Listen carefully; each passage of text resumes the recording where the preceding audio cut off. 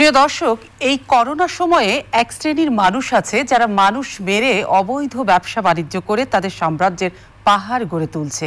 আবার এই করোনার সময়ে আমরা এক শ্রেণীর মানুষ দেখতে পাচ্ছি যারা সমস্ত কাজকর্ম হারিয়ে বাঁচার লড়াইয়ে হেরে গিয়ে গ্রামে ফিরে যাচ্ছে।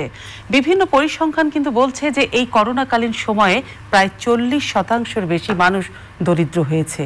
এই মানুষগুলোর ভবিষ্যৎ কি হবে, সেই সমস্ত বিষয়গুলো নিয়েই আজকে আমরা ম্যাটার্স টু দ্য পয়েন্টে কথা বলবো। আমি বরাবরের মতো আজকে স্বাগত জানাচ্ছি সোমা ইসলাম, থাকছি আপনাদের সঙ্গে। আজ আমরা আলোচনার বিষয় নির্ধারণ করেছি বাড়ি বদল কিংবা ঢাকা ত্যাগ। আমাদের সঙ্গে এই বিষয়ে আজকে আলোচনায় সম্মানিত দুজন অতিথি আছে। তাদের মধ্যে একজন ব্যারিস্টার সৈয়দ সাইদুল হক সুমন, আর আমাদের সঙ্গে আছেন ডক্টর নাজদিন আহমেদ, গবেষক, বাংলাদেশ উন্নয়ন গবেষণা প্রতিষ্ঠান BITS। আমি দুজনকেই স্বাগত জানাচ্ছি। আশা করছি দুজনেই আমার সঙ্গে সংযুক্ত আছেন। আলোচনা আমি শুরু করছি। আমি আলোচনাটা শুরু করতে চাই ব্যারিস্টার সৈয়দ সাইদুল হক সুমনকে দিয়ে, অর্থাৎ সকলের সামাজিক যোগাযোগ মাধ্যমে খুবই একটা পরিচিত মুখ। ব্যারিস্টার সুমন বলেই আমরা তাকে সকলেই চিনি, সমাজের দর্পণে অনেকেই তাকে বলেন। কিন্তু সুমনকে আপনি আমায় শুনতে পাচ্ছেন? জি জি আপা, শুনতে পাচ্ছি। প্রথমে যে বিষয়টি জানতে চাই, এটা হয়তো নতুন না কিন্তু চলমান বিষয়টি। এই করোনার সময় দেখা যাচ্ছে যে মধ্যবিত্ত কিংবা নিম্ন আয়ের মানুষগুলো ঢাকা ছাড়ছে। সমাধান কি? ভবিষ্যৎটা কোথায়? এই ঢাকা ছেড়ে যাওয়াটাই কি সমাধান? আপনার কাছে কি মনে হয়? করোনা কিন্তু শুধু বাংলাদেশে না, সারা পৃথিবীব্যাপী একটি অর্থনৈতিক একটি ক্রাইসিস তৈরি করেছে। আর এটার ক্রাইসিসের অংশ হিসাবে আপনি অন্যান্য দেশে তো একটা সাবসিডির ব্যবস্থা করা হচ্ছে, বাংলাদেশে তো এরকম কোনো সাবসিডির ব্যবস্থা ওইভাবে নাই। তো স্বাভাবিকতই ঢাকাতে কিন্তু এমনিতেই ঢাকাটা কিন্তু আসলে একটা বসবাস অযোগ্য হয়ে পড়েছে। তাই এইরকম সময়ে যখন প্রায় 5-6 মাস ধরে আপনি বিভিন্ন সেক্টরে যখন ধস নামতেছে, গার্মেন্টস সেক্টর থেকে শুরু করে বিভিন্ন প্রাইভেট কোম্পানি থেকে শুরু করে, এটা খুব স্বাভাবিক নিয়মেই এটা চাকরি ক্ষেত্রে বলেন, ব্যবসার ক্ষেত্রে বলেন, সব ক্ষেত্রে একটা ধসের মুখোমুখি আমরা। এই ক্ষেত্রে আমাদের তো একটা পথ আছে। আমরা তো বিপদে বললে সরকারের কাছে যাই না, আমরা বিপদে বললে গ্রামের বাড়ি চলে যাই। যেটা মনে করি যে আমরা বেশিরভাগ গ্রামের মানুষ যারা, তারা বেশিরভাগ সময় মানে বিপদের সম্মুখীন হলেই আমরা মায়ের কাছে চলে যেতে চাই।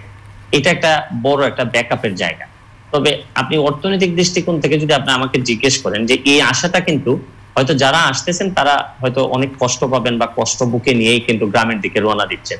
তবে এটারও কিন্তু একটা পজিটিভ সাইড আছে। গ্রামে কিন্তু আপনি বিভিন্ন সময় দেখবেন উদ্যোক্তার খুবই অভাব, কোয়ালিফাইড লোকজনের খুবই অভাব। এবং যে সময়টাতে গ্রামে আমাদের তো জানেন যে ধান থেকে শুরু করে বিভিন্ন ফসলি জমি, অনেকগুলাই জমি আছে যে চাষের আওতায় আসে নাই। তো এখন যারা গ্রামে ফিরতেছেন তারা যদি ঠিক মতো চিন্তা করেন যে শহরের যে শ্রমটা ওনারা দিয়েছেন, এই শ্রমটা ওনারা গ্রামে এসে দিবেন, তাহলে কিন্তু বাংলাদেশের টোটাল ইকোনমিটা কিন্তু আবারও কিছুদিনের মধ্যেই আবারও ভালোভাবে, ধরেন আমাদের পুরো উন্নয়নটাই কিন্তু হচ্ছে শহর ভিত্তিক। এই ক্ষেত্রে গ্রাম কিন্তু অবহেলিত অনেকদিন আগে থেকেই।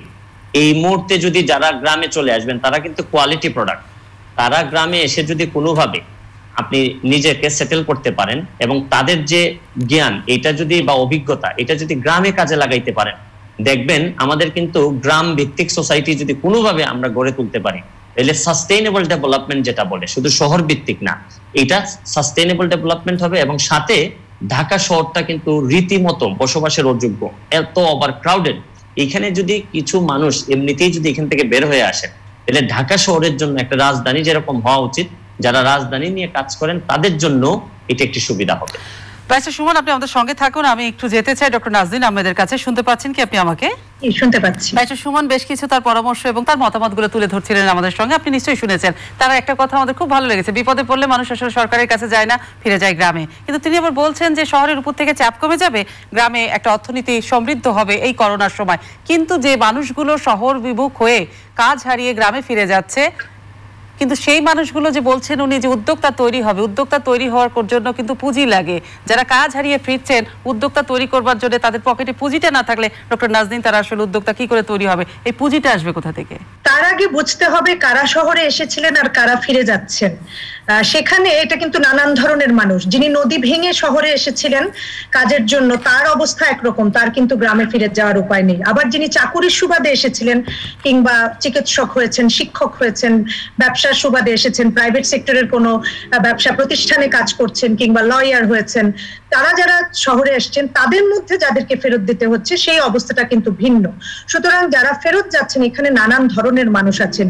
যে শ্রমিকটি কাজ হারিয়ে গ্রামে ফেরত গেছেন, পোশাক হোক আর অন্য কোনো কারখানার হোক, তার কিন্তু দক্ষতা ওইটুকুই আছে, তিনি হঠাৎ করে এন্টারপ্রেনার হবেন এটা আশা করা যায় না।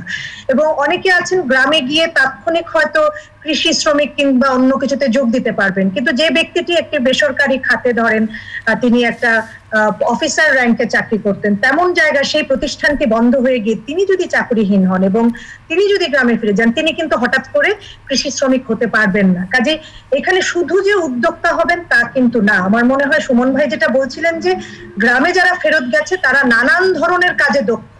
যদি একজন শিক্ষক ফেরত গিয়ে থাকেন, তিনি হয়তো শিক্ষক পেশাটাকেই সেখানে কাজে লাগাতে পারেন। যদি একজন চিকিৎসক ফেরত গিয়ে থাকেন, সেটাকে কাজে লাগাতে পারেন। যদি একজন আইন পেশার কেউ ফেরত গিয়ে থাকেন, তিনি কাজে লাগাতে পারেন। যদি বেসরকারি কোনো শিল্প প্রতিষ্ঠানের কেউ ফেরত যেতে পারেন, তিনি তার স্কিলটাকে হয়তো কাজে লাগাতে পারেন। বিষয়টা আমরা তত্ত্বগতভাবে যেভাবে বলছি এটা কিন্তু এত সহজ না। বরং আমি বলবো যারা অতি নিম্ন আয়ের মানুষ, যাদের গ্রামে ফেরত যাওয়ার সুযোগ আছে, তারা নদী ভেঙে বা তার কোনো ঠিকানা নাই এমন না, তাদের জন্য বরং ইজিয়ার কিছুটা পেশা পরিবর্তন। তারা দ্রুত একটা কিছুতে কৃষি শ্রমিক হোক, পরিবহন শ্রমিক হোক, কোনো কিছুতে করে তাদের জীবিকা নির্বাহের চেষ্টা করতে পারে। কিন্তু যারা একজন শিক্ষক ফেরত গেছেন, তার জন্য কিন্তু হঠাৎ করে গ্রামীণ পরিবেশে এখন খাপ খাইয়ে নিয়ে শুরুটা করা ডিফিকাল্ট, এবং সেই জায়গাতেই হয়তো আমরা উদ্যোক্তার কথা ভাবছি। এখন এইখানে যেহেতু এটা একটা সংকটের সময় গেছে, অনেকেই কিন্তু অপেক্ষা করছেন যে আচ্ছা এটা বোধহয় আর 3 মাস পরে ঠিক হবে, আচ্ছা বোধহয় আর 4 মাস পরে ঠিক হবে। ফলে কেউ কিন্তু নতুন কোন স্কিল নিয়ে বা নতুন কোন পুঁজিতে ব্যবসায় যাবেন এমন সংখ্যা কিন্তু কম। একটা অংশ আছে যারা ভাবছেন যে আমার প্রতিষ্ঠানটা করোনা চলে গেলে হয়তো 6 মাস 9 মাসে এটা ঠিক হয়ে যাবে, আমি আবার ফেরত যাব। ফলে আমাদেরকে একটু ডিফারেন্ট ওয়েতে ভাবতে হবে। সেই জায়গায় আমি মনে করি উনি রাইটলি বলেছেন, এখন একটা বড় সুযোগ যদি আমরা এই মানুষগুলাকে এমন কোন সুযোগ সুবিধা দিতে পারি যাতে তারা পরবর্তীতে মনে করেন যে না, আমি আমার ওই ফ্যাক্টরির কাজটার চেয়ে গ্রামে আমি যে কাজটা করছি এটা আমার জন্য অনেক লাভজনক, সেই সুযোগটা তৈরির সময় এসেছে। এবং সেই জায়গাতে আমি মনে করি যে সরকারের প্রণোদনা যেখানে ক্ষুদ্র মাঝারি উদ্যোক্তাদের জন্য, বড় শিল্পের জন্য আছে, গ্রাম অনানুষ্ঠানিক খাতের জন্য কিন্তু বরাদ্দ, যেমন 3000 কোটি টাকা বলা হয়েছে এনজিওর মাধ্যমে দেওয়া হবে, 4টি বিশেষায়িত প্রতিষ্ঠানের মাধ্যমে দেওয়া হবে আরো 2000 কোটি টাকা, যেখানে প্রবাস থেকে ফেরত আসা মানুষও কিন্তু আছে। কাজে এই প্রণোদনা আমি মনে করি যে এটার আওতা যদি বাড়ানো যায়, এখন যদি গ্রামে কিছু বিশেষ ইনভেস্টমেন্ট করা যায়, যেটার কিন্তু ধারাবাহিকতা চলছে, গ্রামীণ অর্থনীতির একেবারে উন্নতি হয়নি তা নয়, বরং আপনি যদি 2010 সনে যে house hold income expenditure survey করা হয়েছে, আয় ব্যয় জরিপ, তার সাথে যদি আপনি 2016 যেটা সর্বশেষ সেই আয় ব্যয় জরিপের হিসাব তুলনা করেন, তাহলে দেখবেন যে গ্রামীণ অর্থনীতির মানুষের আয় বৃদ্ধির হার শহরের থেকে, শহরে যারা আছেন তাদের আয় বৃদ্ধির হার থেকে বেশি হয়েছে, বিশেষ করে কম আয়ের মানুষ যারা। ডাক্তার নাজনীন, আপনি ইতিমধ্যে অনেকগুলো পরামর্শ দিয়ে ফেলেছেন, ব্যারিস্টার সুমন নিশ্চয়ই সবগুলোই শুনেছেন। তার মধ্যে সবচেয়ে বড় কথা যে সুযোগ সুবিধা দিতে হবে, প্রণোদনাগুলো বাড়াতে হবে, এটা বলেছেন। কিন্তু ব্যারিস্টার সুমন, আমি নিশ্চয়ই আপনি ডক্টর নাজনীনের কথার উত্তর দিবেন, আমি তার সঙ্গে আরেকটু জুড়ে দিতে চাই যে বাড়ি ভাড়ার সাথে মধ্যবিত্তরা কিন্তু আপোষ করছে। তারা আমরা সম্প্রতি একটা জরিপে দেখেছি যে মধ্যবিত্ত যে সোসাইটিটি আছে তারা কিন্তু বড় বাড়ি ছেড়ে 10 থেকে 20,000 টাকার বাড়ির মধ্যে ভাড়া খুঁজছে। তারা কিন্তু এখন ছোট বাড়িতে চলে গেছে, অনেকে চলে যাওয়ার চিন্তা ভাবনা করছে। কিন্তু ব্যারিস্টার সুমন, কিন্তু সবচেয়ে বড় কথা কি যে বাড়িওয়ালাদের তো কোনো আসলে সে ধরনের কি আইনি ব্যাপার স্যাপার আছে যে এই সংকটময় সময়ে তারা একটু ছাড় দিবে, সমন্বয় করে একটা এই সংকটকালটা পার করবার জন্য? এখানে নিশ্চয়ই একটা আইনের ব্যাপার আছে, সেই ব্যাখ্যাটা কি আপনি দিবেন যে বাড়িওয়ালাটা কি কোনো সংকটকালই বুঝবেন না? বাড়ি ভাড়া নিয়ন্ত্রণ আইন তো আছে আমাদের 1991 সালে। এই আইন অনুযায়ী কিন্তু আপনি কোন বাড়ি ভাড়াটিয়া যারা আছেন তাদেরকে কিন্তু চাইলেই আপনি বাড়ি থেকে বিদায় করতে পারবেন না, এটা একটা আইনি প্রক্রিয়া আছে। ইভেন বাড়ি ভাড়া নেওয়া ছাড়াও অবৈধভাবেও যদি কেউ কোনো বাড়িতে থাকে তাহলে কিন্তু আপনি তাকে অবৈধভাবে কিন্তু তাকে উচ্ছেদ করতে পারবেন না। তো আইনগতভাবে তো বিভিন্ন প্রোটেকশনের কথা বলা আছে, কিন্তু বাস্তবতা হচ্ছে কি যে যারা বাড়ি ভাড়াটিয়া হিসেবে থাকেন, একটা জিনিস আপনাকে বুঝতে হবে যে আমি বাড়ির মালিক যারা, তাদের দৃষ্টি আকর্ষণ করে বলতে চাই, দেখেন এই 6 মাস যদি কেউ কোনো ভাড়া দিতে নাও পারে তাহলে কিন্তু এই বাড়ির মালিক যিনি, তার কিন্তু ইনভেস্টমেন্টটা কিন্তু নষ্ট হচ্ছে না, এই বাড়িটা কিন্তু চলে যাচ্ছে না কোথাও। কিন্তু যিনি ভাড়াটিয়া, দেখা গেল এই করোনাকালীন সময়ে তার বিজনেস নষ্ট হয়ে গেছে, উনি প্রাইভেট জবে থাকলে উনি চাকরি পাচ্ছে, মানে বেতন পাচ্ছেন না, নানা রকম প্রবলেমের কারণে তার জীবনটা কিন্তু পুরা দুর্বিষহ। আর বাড়ির মালিক যারা আছেন, ধরেন 50% বাড়ির মালিক যারা আছেন, তারা হয়তো একমাত্র ইনকাম কিন্তু তাদের ভাড়া না, তাদের হয়তো আরো বিকল্প ইনকামের ব্যবস্থা আছে। এই ক্ষেত্রে আমি বলতে চাই যে আইনের ইমপ্লিমেন্টেশনের চেয়ে এখানে একটি মানবিক ব্যাপার হচ্ছে গিয়ে গুরুত্বপূর্ণ হয়ে উঠতেছে। কারণ এটা আমলে নিতে হবে অবশ্যই, যে বাড়ির মালিকদের জন্য হয়তো এটা 6 মাসের জন্য একটি হয়তো ওনারা ভাড়া পাচ্ছে না, ওনাদের হয়তো ভাড়াটা লস হচ্ছে, কিন্তু ওনাদের যে মেইন ইনভেস্টমেন্টটা হচ্ছে গিয়ে এই বাড়ির তো কোনো ক্ষতি হচ্ছে না, কিন্তু সর্বনাশ হয়ে যাচ্ছে ভাড়াটিয়াদের। তারা হয়তো কোনো কাজও করতে পারতেছেন না, হয়তো এই বাড়িতেই থাকতেছেন না, তারা হয়তো গ্রামের বাড়িতে থাকতেছেন, কিন্তু ভাড়াটা ঠিকই কিন্তু পরিশোধ করা লাগতেছে। এই ক্ষেত্রে বাড়ির মালিক যারা, তারা যদি এগিয়ে আসেন, আমার মনে হয় ব্যাপারটি আরো সুন্দর হয়। আমি ওনার সাথে একদম একমত। তার পাশাপাশি আমি একটু বলতে চাই, দুই ধরনের বাড়িওয়ালা আছে আসলে। এক ধরনের বাড়ির মালিক আছেন যারা এই বাড়ির ইনকাম দিয়েই চলেন, এটাই আসলে তার আয়ের উৎস, এবং সেইখানে এইটা আবার তার বন্ধ হলে উনার জীবিকা হুমকির সম্মুখীন হবে। আর আরেক ধরনের বাড়িওয়ালাদের কথা তো বললেনই, যারা এটা তার একটা বাড়তি আয়ের উৎস, বা উনি ইনভেস্ট করেছেন এখান থেকে তার আয় আসবে। কাজেই ওই বাড়িওয়ালারা যারা এই আয় থেকেই জীবিকা নির্বাহ করেন, তাদের ক্ষেত্রেও আমি মনে করি যে ভাড়াটিয়াদের সাথে তারা মিলে বসতে পারেন যে কিছু কম ভাড়া নিয়ে তারা চলতে পারেন কিনা, বা অনেক ভাড়াটিয়া আছেন তারা হয়তো ঠিকভাবে বাড়ি ভাড়া দিতে পারছেন, আমি নিজে ভাড়া থাকি, আমি ঠিকভাবে দিতে পারছি ভাড়া, সুতরাং আমার বাড়িওয়ালার সাথে আমাকে এরকম কোনো নেগোসিয়েশনে যেতে হচ্ছে না। আবার অন্যদিকে আমি নিজেও একটা বাড়িওয়ালা, আমার একটি অ্যাপার্টমেন্ট আছে, সেইখানে কিন্তু আমার ভাড়াটিয়া আছে। সো আমি দুইজনকে রিপ্রেজেন্ট করে বলছি যে সেই ভাড়াটি আমি পাই বলেই এই বাসাটিতে আমি থাকতে পারছি, না হলে এই বাসার ভাড়া দেওয়ার ক্ষমতা আমার নাই। কাজে আমার যিনি ভাড়াটিয়া, তিনি আবার যেহেতু তার রেগুলার ইনকাম আছে, কাজে উনি আমাকে ভাড়া দিয়ে যাচ্ছেন। এখন যদি আজকে তার না থাকতো রেগুলার ইনকাম, তাহলে আমাকে কি করতে হতো? আমাকেও কিন্তু তখন ভাবতে হতো যে আমি যেহেতু ওই ভাড়াটা না পেলে এখানে থাকতে পারবো না, আমাকে হয়তো আমার নিজের বাসায় চলে যেতে হতো। আমি ভাইসা সুমন আপনার কাছে একটু যেতে চাই, আপাতত অনেক কথা বললেন, আমি আরেকটু আপনার কাছে যেতে চাই যে এই মহামারীকালে মধ্যবিত্ত এবং দরিদ্র শ্রেণীর মানুষদের অন্যের একটা বড় একটা সংস্থানের অভাব দেখা দিয়েছে, যেহেতু কর্মহীন হয়ে পড়েছে, মাথার উপরেও ছাড়টাও চলে যাচ্ছে। এই কঠিন সময়টাতে কিছু সময়ের জন্য একটা সমন্বয় করা কতখানি জরুরি? আপনি প্রথমেই যেটি বলছিলেন যে কোনো বিপদে পড়লে মানুষ আসলে সরকারের কাছে যাচ্ছে না, করোনাতে আমরা দেখতে পাচ্ছি চলে যাচ্ছে গ্রামে। তো সুতরাং এই বিপদকালটাতে শহরের মানুষদেরকে, যারা মধ্যবিত্ত এবং দরিদ্র শ্রেণীর মানুষ, এই তারা যেন শহরে থাকতে পারে, বাড়ি ভাড়া নিয়ে তাদের যেন কোনো অনিয়ম না হয়, আমাদের জনপ্রতিনিধিরা কি কোনো সেরকম দায়িত্ব পালন করেছেন? বিশেষ করে মেয়রদের কথা বলছেন, মেয়রদের থেকে যারা ভালো অবস্থানে আছেন তাদের অবস্থানই তো নড়বড়ে আমাদের দেশে। মেয়ররা তো শুধু ঢাকা শহরের দুইটা জায়গা দুই দায়িত্ব নিয়ে আছেন, তারা নতুন জয়েন করছেন এই ইদানিং। আপনি যখন বাড়ির মালিকদের ব্যাপারে কিছু বলতে চাইবেন, মালিকদেরকে যদি কোনো উপদেশ দিতে চান যে আপনারা একটু ভাড়া কম রাখবেন বা তাদেরকে একটু সহানুভূতির চোখে দেখবেন, তাহলে আপনাকে বুঝতে হবে যে আপনার স্ট্যান্ডিংটা কত স্ট্রং, যিনি কথা বলছেন, আপনি কতটা সহযোগিতা এই বাড়ির মালিকদের করেছেন। আপনি কি 1 মাসের বেতন, এই ইলেকট্রিসিটি বিল কি আপনি মাফ করতে পেরেছেন? ভুতুরে বিল, আপনি কি ভুতুরে বিল আবার ধরিয়ে দিয়েছেন? হোল্ডিং ট্যাক্স কি আপনি মাফ করার কথা বলতে পেরেছেন?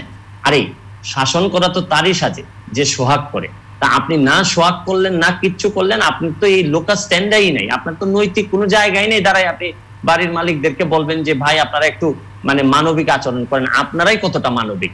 আপনি আমাদেরকে দেখেন, আমাদের যে সব জায়গাগুলো, আমি তো বারবার একটা কথা বলি, যারা আমাদের দায়িত্ব নিয়ে কথা বলার কথা, তারাই তো দায়িত্বহীনতার পরিচয় দিচ্ছেন। যাদের কাঁধে মাথা রেখে আমাদের কাঁদতে পারার কথা, তারাই তো আমাদের কাঁদার কারণ। আপনি স্বাস্থ্য মন্ত্রণালয়, আবার ঘুরে টুরে ওই বাড়ির থেকে আবার চলে যেতে হয় স্বাস্থ্য মন্ত্রণালয়, যে মন্ত্রণালয়টি পুরা করোনাকালীন সময়ে আমরা যাদের কাঁধে মাথা রেখে কাঁদতে পারার কথা, এরাই তো আমাদের মেইন কাঁদার কারণ। এবং যে সব জায়গাগুলাতে করোনাকালীন সময়ে আমাদের প্রিপারেশন নেওয়ার কথা ছিল, যে মন্ত্রণালয়গুলা, এখন আপনি যদি মেইন জায়গাটাতে ফোকাস না করেন, আপনি আইসোলেটেডলি একটা ইম্প্যাক্ট, বাড়ি ভাড়ার সমস্যা হবে, এটাতে ইম্প্যাক্টটা পান।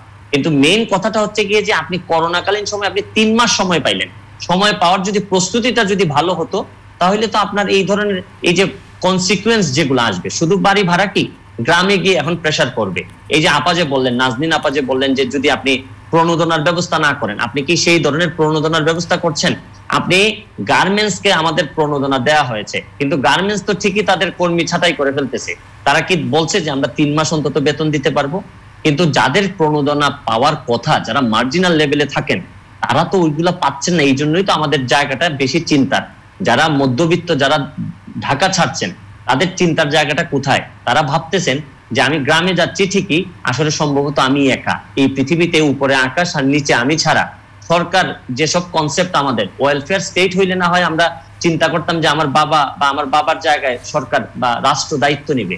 আমাদের এখানে তো এরকম কিছু নাই। আমাদের হতাশার জায়গাটা আরো বেশি বেড়ে যায় কখন? যখন এই দায়িত্বপ্রাপ্ত লোকগুলা দায়িত্বহীনতার মতো আচরণ করেন। এটাই হচ্ছে কি আমাদের বাস্তবতা। কিন্তু ব্যারিস্টার সুমন, কথা প্রসঙ্গে যখন আপনি প্রসঙ্গ তুললেনই স্বাস্থ্য মন্ত্রণালয়ের কথা, সেখানে একটু হয়তো আমার একটু জানতে ইচ্ছা করছে যে স্বাস্থ্যমন্ত্রী মহোদয় কিন্তু গতকালকে বলেছেন সব ফাইল কিন্তু পড়েন না মন্ত্রীরা, সেই কারণেই হয়তো নানান ভুলগুলো হয়ে গেছে। তো আপনার কি মনে হয় না যে, আমি ডক্টর নাজনীনকেও বলছি, আমি সেই প্রশ্নের উত্তর আপনার কাছে জানতে চাইবো, আগে একটু জানতে চাই ব্যারিস্টার সুমনের কাছ থেকে, যে আসলে এই সমস্ত চেয়ারে যারা বসে থাকেন মাননীয় মন্ত্রী মহোদয়রা, তাদের তো অবশ্যই উচিত, কতখানি উচিত এই ফাইল, প্রত্যেকটা ফাইল লাইন বাই লাইন পড়া? না পড়লে তো এই ভুলের খেসারত দিচ্ছে পুরো দেশ। উনি তো ফাইল পড়বেন পরে, কিন্তু মিনিমাম এখন বাস্তবতা হচ্ছে গিয়ে বাংলাদেশে, সারা বাংলাদেশের মানুষ যদি, আমি এটা আমার ব্যক্তিগত অপিনিয়ন, আপনারা একমত নাও হইতে পারেন, সারা বাংলাদেশের মানুষ সবাই একত্রিত হয়ে যদি কোনো মানুষের রেজিগনেশন চাই, এটা হচ্ছে গিয়ে মাননীয় আমাদের স্বাস্থ্যমন্ত্রীর। উনারা, সারা বাংলাদেশের মানুষ উনার কাছ থেকে মুক্তি চায়। এইখানে উনি ফাইল পড়বেন না, পিপি বলবেন, তারপরে যে করোনাকালীন প্রেস কনফারেন্স পিছনে 37 জনকে নিয়ে করবেন, তারপর ন্যাশনাল কমিটির চেয়ারম্যান হবেন, বলবেন আমি কিচ্ছু জানি না। মানে একটা মানুষ কতটা, মানে সারা বাংলাদেশের মানুষের যিনি এই টিউনিংটা বুঝেন না, উনি তো এই ধরনের কথা প্রতিদিন বলবেন। এটা কি আপনার স্বাভাবিক মনে হয় না আপনার কাছে? আপনার কাছে মনে না হইতে পারে, কিন্তু আমার কাছে ব্যাপারটা খুবই স্বাভাবিক যে উনি ফাইল আপনার কথা প্রসঙ্গে একটা বিষয় আসে যে আসলে কি এই যে সবাই মিলে বলছেন যে 18 কোটি মানুষ একজোট হয়ে বলবে যে স্বাস্থ্যমন্ত্রীর পদত্যাগ, উনি পদত্যাগ করলে কি সমস্যার সমাধানটা হয়ে যাবে, সবকিছু স্বাভাবিক হয়ে যাবে আপনার মনে হয়? সমাধান কিন্তু কোনো না কোনো একটা জায়গায় তো শুরু করতে হয়। আপনি হয়তো শারীরিক ভাবে সব সমাধান করতে পারবেন না, কিন্তু মানসিক একটা আপনার স্টিমুলেশন থাকতে তো হবে যে আমি কোন নেতার পিছনে কাজ করতেছি, আমি কোন মন্ত্রণালয়ের পিছনে কাজ করতেছি, সত্যি কি এই মন্ত্রণালয় কাজ করতেছি কিনা। বরং আপনি দেখেন এই যে ইদানিং যে শাহেদের, এই যে বিশ্ব প্রতারক যে সাহেবের ব্যাপারে যে ঘটনাগুলো সামনে আসতেছে, তাতে মাননীয় মন্ত্রী সাহেব, সচিব সাহেব সবাই একসাথে বসে এই যে চুক্তি সম্পাদন করতেছেন, যত সব কাহিনী বা ঘটনা আসতেছে, তারপরে যদি মনে করেন যে আমি অন্ধ, আমি কিছু শুনতে পাই না, আমি বধির, তাহলে বাংলাদেশে এইরকম একজন মানে মাননীয় মন্ত্রীকে মন্ত্রী হিসাবে আপনি শ্রদ্ধা জানাইতে পারবেন। আদারওয়াইজ আপনি যদি চোখে দেখেন, আর আপনি যদি কানে শুনেন, আর আপনি যদি বাস্তবতা বুঝেন, তাইলে এখন আপনার আর কিছু বলার নাই। আপনি হয়তো শাহেদের ব্যাপারেই কিছু বলবেন, কিন্তু আমি একটা কথা বলতে চাই যে এই এক শাহেদ লোকান্তরে লক্ষ শাহেদ কিন্তু ঘরে ঘরে, লক্ষ শাহেদ কিন্তু অফিসে অফিসে, লক্ষ শাহেদ কিন্তু বিভিন্ন গুরুত্বপূর্ণ জায়গায়। এক শাহেদকে আপনি ঢুকাবেন ঠিকই, কিন্তু লক্ষ শাহেদের যারা এই প্রোডাক্ট তৈরি করতেছেন, যারা, তাদেরকে যদি হিট করতে না পারেন, তাইলে হয়তো আপনারা মিডিয়া যারা আছেন তারা আজকে শাহেদকে নিয়ে থাকবেন, আমরা শাহেদকে নিয়ে কথা বলবো, কালকে হয়তো সাবরিনার পরে হচ্ছে কি কোনো না কোনো একটা নাম আসতেই থাকবে। ইট উইল বি এ মানে নেভার স্টপ, মানে এটা কখনো এটা শেষ হবে না। মানে মূলটা সমাধান না করলে এই ধরনের নামের তালিকা দীর্ঘ হবে। ব্যারিস্টার সুমন, আপনি এটাই বলতে চাচ্ছেন। থাকুন আপনি আমাদের সঙ্গে। আমি ডক্টর নাজনীনের কাছে একটু যেতে চাই। আমাদের সামনে নানান মুখী বিপদ। ডক্টর নাজনীন, অর্থনীতির মেরুদণ্ডটা একদম নড়বড়ে হয়ে যাচ্ছে এই করোনার সময়, সারা পৃথিবীতে হচ্ছে, ভারটা এসে আমাদেরও পড়েছে। মানুষ গ্রামেও ফিরে যাচ্ছে, কাজ হারিয়েছে মানুষ, চাকরি নেই, বেতন অর্ধেক পাচ্ছে, কেউ পায়নি, প্রণোদনাও সেভাবে দেওয়া হচ্ছে না সব সেক্টরে। তাহলে সেইখানে বাঁচার উপায়টা কি? এখন যে কোনো জরুরি অবস্থায় মানুষ তার বাঁচার উপায়টা বের করে, কোনো না কোনো ভাবে মানুষ বেঁচে আছে, এটাকে বাঁচা বলে কিনা সেটা এখন প্রশ্ন করতে হবে।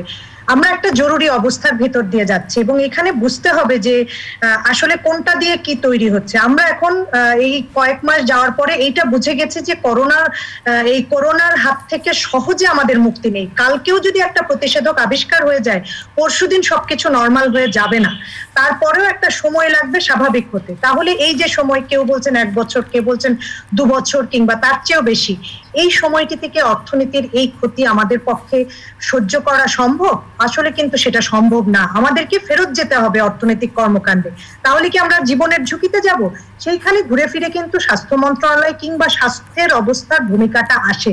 আজকে যতগুলো সংকট এই যে দীর্ঘায়িত হচ্ছে আমরা দেখছি, কেন সেটা? যে মানুষটি একটা দোকানে কর্মচারী হিসেবে কাজ করেন, সেই দোকানের বিক্রির উপরে নির্ভর করে তার জীবিকা। সেই দোকানের বিক্রি হচ্ছে না কারণ আপনি আমি মার্কেটে যাচ্ছি না সেইভাবে। যারা যাচ্ছি এটা খুব মুষ্টিমেয় সংখ্যক, এবং আমরা খুব প্রয়োজন না হলে মার্কেটে যাচ্ছি না, দৌড়ে চলে এসছি। আগে যেটা আমরা লম্বা সময় ঘুরে শপিং করতাম, প্রয়োজন না থাকলেও দুটো জিনিস কিনে ফেলতাম, তাদের মাধ্যমেই কিন্তু আসলে অর্থনীতির বড় চাকা ঘুরে। অর্থাৎ যে মানুষগুলোর হাতে পয়সা এসেছে তারা খরচ করলে সেটা বিভিন্ন মানুষের পকেটে যায়। এখন ওই কাজগুলো আমি করতে পারছি না কেন? আমি কেন বাইরে যাচ্ছি না? কারণ আমার ঘরে বসে থাকলেও মোটামুটি আমার জীবিকাটা চলছে, আমি রিস্কে যাব না। এখন রিস্কে না যাওয়ার ফলে যেটা হচ্ছে যে আমার ব্যয়ের কারণে যে মানুষগুলোর আয় হতো, যে মানুষগুলো দোকানে আছেন কিংবা অন্যান্য বিষয় বিক্রি করছেন, তার সেবা তৈরি হতো। আমি একটা রেস্টুরেন্টে যে খেতাম, আমি সিনেমা হলে একটা সিনেমা দেখতাম, তাদের যে আয়টা সেটা কিন্তু হচ্ছে না। আর এটা আপনি কখন নিশ্চিত করতে পারবেন? আমি কখন কিছুটা সাবলীল ভাবে বাইরে যাব? যখন আমি বুঝবো যে না, চারিদিকে স্বাস্থ্য সচেতনতার অ্যাওয়ারনেস অনেক বেশি, ব্যাপক তৎপরতা চালানো হয়েছে যেন একটি মানুষও মাস্ক ছাড়া বাইরে না যান। আমি যখন জানবো যে আমার কোনো রকম অসুবিধা, আমি দ্রুত একটা টেস্ট করাতে যেতে পারবো এবং সেই টেস্টের ফলাফলটা সঠিক আমি পাবো। আমি যখন জানবো যে আমার যদি খুব ক্ষতিকর মানে একটা বাজে অবস্থায় আমার স্বাস্থ্য চলে যায়, আমি স্বাস্থ্য কেন্দ্রে যে আমি স্বাস্থ্য সেবা নিতে পারবো। নাজনীন, অসংখ্য ধন্যবাদ। আমাদেরকে আজকে অনুষ্ঠান শেষ করতে হবে। আমি ব্যারিস্টার সুমন এবং ডাক্তার নাজনীন দুজনকেই আমি আবারও অসংখ্য ধন্যবাদ জানাচ্ছি। আর পরিশেষে প্রিয় দর্শক, শুধু এটুকু বলবো, আপনারা যারা আমাদের সঙ্গে ছিলেন তাদেরকেও আমি ধন্যবাদ জানাচ্ছি। কিন্তু তারা অবশ্যই সতর্ক থাকবেন, সাবধানে থাকবেন। কিন্তু করোনা কিন্তু সহসা যাচ্ছে না, এখনো ভ্যাকসিন যেহেতু নাই, সুতরাং আমাদের আজকের আলোচকরাও কিন্তু তাই বলেছেন যে সাবধানে থাকা ছাড়া কোনো উপায় নেই। এবং অর্থনীতি যেটাই হোক না কেন, ঘুরে মানুষকে দাঁড়াতেই হবে জীবন আর জীবিকার জন্য। আমি সময় ইসলাম আজকের মতো বিদায় নিচ্ছি।